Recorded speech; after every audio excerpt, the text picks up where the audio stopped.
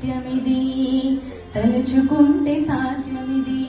మౌనంగానే ఎదగమని మొక్క నీకు చెబుతోంది, ఎదిగిన కొద్దే ఒదగమని అర్థమందులో ఉంది.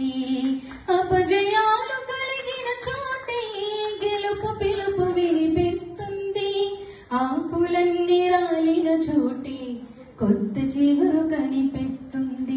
మౌనంగానే ఎదగమని మొక్క నీకు చెబుతుంది, ఎదిగిన కొద్దే ఒదగమని అర్థమందులో ఉంది, అర్థమందులో ఉంది. I think each and every line is dedicated to Sharmila Madam, and behind every successful